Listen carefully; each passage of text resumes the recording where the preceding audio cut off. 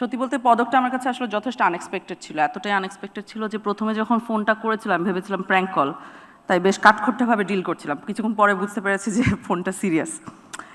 আমাকে পই পই করে বলা হয়েছে যাতে আমি সময় বেশি না নেই, সো আমি খুব সংক্ষেপে 3টি কথা বলবো। প্রথমটা হলো, আমি গুম কমিশনের সদস্য এবং আমাদের পজিশন হলো যে গুম বাংলাদেশে ফিরতে পারবে না, অনেক কিছুই হয়তো ফিরবে কিন্তু গুম ফিরতে পারবে না, এটা নন নেগোশিয়েবল। এবং আমি কিছু উদাহরণ দিয়ে বুঝাচ্ছি কেন এটা নন নেগোশিয়েবল।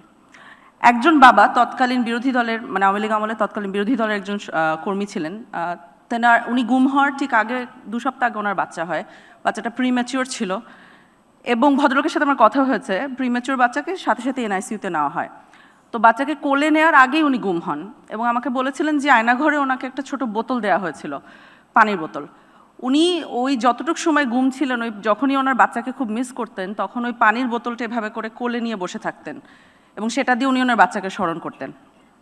আরেকজন বাবা, গ্রামের সাধারণ কবিরাজ, আমার অফিসে এসেছিলেন, দুপুর হয়ে গেছিলো, আমি ওনাকে বিফ খিচুড়ি লাঞ্চ হিসেবে অফার করেছিলাম। উনি খেতে কিছুতেই রাজি হননি। তখন আমি জিজ্ঞেস করেছি তুমি খাবেন না কেন?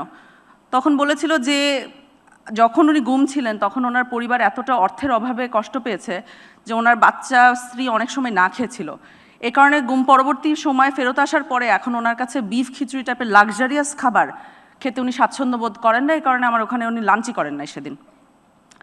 আরেকজন বাবা আমাকে বলেছিলেন যে উনি যখন বন্দী ছিলেন তখন এগেন পরিবার এতটা অর্থের অভাবে ছিল যে চিকিৎসার টাকা দিতে পারেনি বলে ওনার দুটো সন্তান মারা যায়। বাই দ্য টাইম উনি গুম থেকে বের হন ওনার এসেনশিয়ালি কোনো সন্তান আর ছিল না। গুম যে ধরনের ক্ষত তৈরি করে সমাজে সেগুলো চোখে দেখা যায় না, কিন্তু সেগুলো ফিল করা যায়। এই কারণে গুম আর থাকতে পারবে না বাংলাদেশে, এটা হলো নন নেগোশিয়েবল একটা ইস্যু। এটা ছিল আমার প্রথম পয়েন্ট। দ্বিতীয় পয়েন্ট হলো, এই লড়াইয়ে খুব নীরব কিন্তু সবচেয়ে শক্তিশালী সৈনিকরা হলো নারীরা। কারণ যখন কোনো ব্যক্তি গুম হয় তখন তার পক্ষ হয়ে লড়াইটা কে কন্টিনিউ করে, কে বাঁচিয়ে রাখে তার মেমোরি, কে তার বাচ্চাদেরকে আগলে ধরে রাখে, কে জিডি করে, কে কোর্ট কাচারিতে দৌড়াদৌড়ি করে, কে সংসারের হাল ধরে, সর্বক্ষেত্রে উত্তরটা হলো নারী। অতএব মায়ের ডাকের তুলিয়াপা বা ধরেন ব্যারিস্টার আরমানের স্ত্রী, ওনারা শুধু কিন্তু একক নাম না, ওনারা হলেন প্রতিরোধের প্রতীক এবং এই রেকগনিশনটা আমাদেরকে দিতে হবে। ইট ইজ ভেরি ট্রু যে নারীদের কালেকটিভ পুশব্যাক ছাড়া গুম বাংলাদেশে এরাডিকেশন সম্ভব না এবং নারীরা এই পুশব্যাকটা করেছে গত 16 বছরে আওয়ামী লীগ আমলে এবং সে কারণে হোপফুল ইনশাআল্লাহ আমরা গুমের এরাডিকেশন দেখতে পারবো। এটা হলো আমার দ্বিতীয় পয়েন্ট। তৃতীয় এবং সর্বশেষ পয়েন্ট আসলে কৃতজ্ঞতা প্রকাশ। কোনো ক্রমেই সম্ভব না যে এই পদকটি আমার একক অর্জন, এটি একটি সামষ্টিক অর্জন। গুম কমিশনের আমার সহযোদ্ধারা ওনারা দিনরাত কাজ করে যাচ্ছেন, এই স্বীকৃতি তো তাদের বটেই, তবে অলসো পাশাপাশি আইন শৃঙ্খলা রক্ষাকারী বাহিনী এবং নিরাপত্তা সংস্থার অনেক ব্যক্তি আমি জানি তারা খুব সাহসের সাথে জীবনের ঝুঁকি নিয়ে আমাদের পাশে দাঁড়িয়েছেন, ইনসাফের পাশে দাঁড়িয়েছেন। তাদের দেশপ্রেম এবং ত্যাগী মনোভাব আমাকে সত্যি চমৎকৃত করেছে এবং দেয়ারফর আমি তাদের কাছেও প্রচণ্ড কৃতজ্ঞ এবং এই পদকটি তাদেরও অংশীদারিত্ব আছে। এই সাহসের ধারায় স্বাভাবিকভাবে আমার নিজের পরিবারও আছে, বিশেষ করে আমার আম্মু।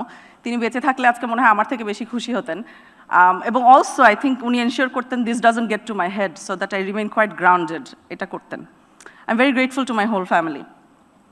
আমার কাছে সবসময় মনে হয়েছে গুমের তদন্তের কাজটা আসলে আল্লাহর কাছ থেকে একটা আমানত, অর্থাৎ যদি এর ফলে ভবিষ্যতে কোনো বাবা পানির বোতল কোলে নিয়ে নিজের প্রিম্যাচিওর সন্তানের অভাবটা পূরণ করতে না হয়, দ্যাটস ইনাফ, তাহলে আমরা সাকসেসফুল।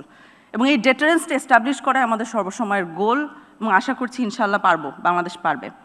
আমি জানি প্রধান উপদেষ্টা এখানে নাই এবং উনি প্রশংসা শুনতে পছন্দ করেন না, সো কিন্তু যেহেতু উনি নাই অনেক কিছু করা যায় এখন, তাই না? সো যা হোক, করবো না। আমি শুধু এতটুকুই বলি যেটা ওনাকে পরে নিজেও বলবো, সেটা হলো ওনার জন্য আমার অনেক দোয়া হয়, অনেক দোয়া হয়।